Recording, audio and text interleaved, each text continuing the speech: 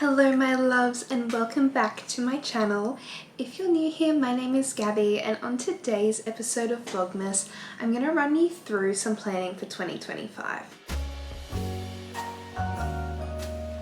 Now, if you are anything like me, planning for the new year is actually something I find really stressful and scary, and I do often put it off to the last minute and overthink it, overcomplicate it. So I'm just going to run you through some of the processes that I have implemented over the years to make it a little bit easier. I know that there's so much information out there at this time of year that it's so convoluted and confusing, and that can just add to the overwhelming nature of what feels like planning your entire life. Because it is such a busy time of year, I do find that I have to do this process over a few weeks. I've started that process slowly by creating a 2025 Pinterest board, which means that I can just slowly add things that look like they might fit my goals for 2025. And then as we hit that final week of 2024, I can print out the key images and create my own physical vision board.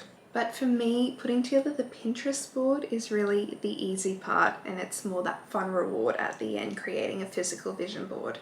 The real deep work and the difficult part is doing that written goal setting, trying to figure out how I want to break down that process, really having to dig deep in myself to figure out what I actually want from my life, what my limiting beliefs are, what I can try and do to change that narrative. What are the things in my life now that aren't working for me that I might need to change in order to level up next year? And I do find at the end of the year, when you have so much other stuff going on, that having the mental bandwidth to really commit to this process of deciding who I want to be in 2025 can be really draining. So this year I've decided to break it up into smaller chunks. Now, not only am I trying to break it down into smaller chunks, but I'm also trying to romanticize it. So this morning I did go to a cafe, order breakfast before work, and just had 30 minutes of dedicated time to figure out how I wanted to plan, what resources I want to use, and what's going to work for me, whether it's digital or physical,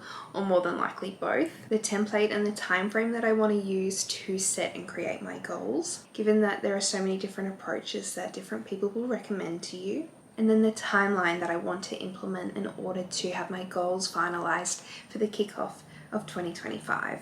And I wanted to take you through the process of that. Okay, let's set the scene.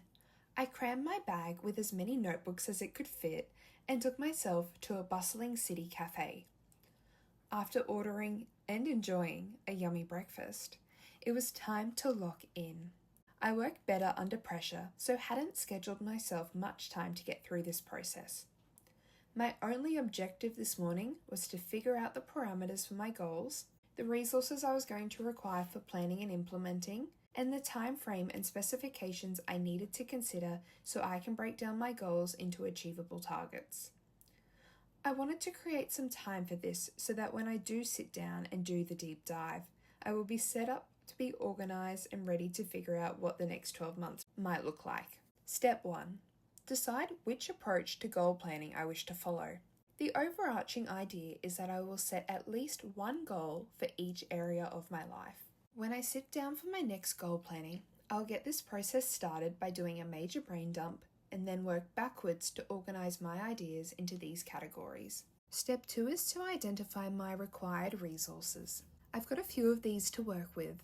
I plan to work with both a digital and physical planner to schedule my life and track my goals. The main objective here is to always have access to at least one of these. As the year progresses, I hope to introduce other tools such as Notion to enhance this process. That being said, there's nothing better than taking a pen to paper and writing out your plans and goals for the year.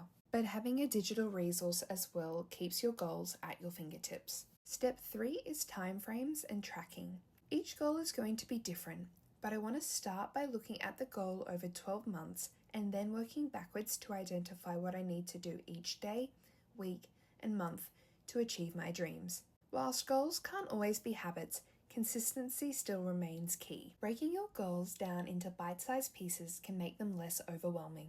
And with step 3 sorted, my 30 minutes was up and it was time to pack up and head to work. So those are the processes that I'm implementing in order to set my 2025 goals. I hope that this video has at least inspired you to consider making some goals for 2025, and if you are already in the process, maybe implementing some of the tips that I've given you throughout the video in order to make those goals smart and work for you.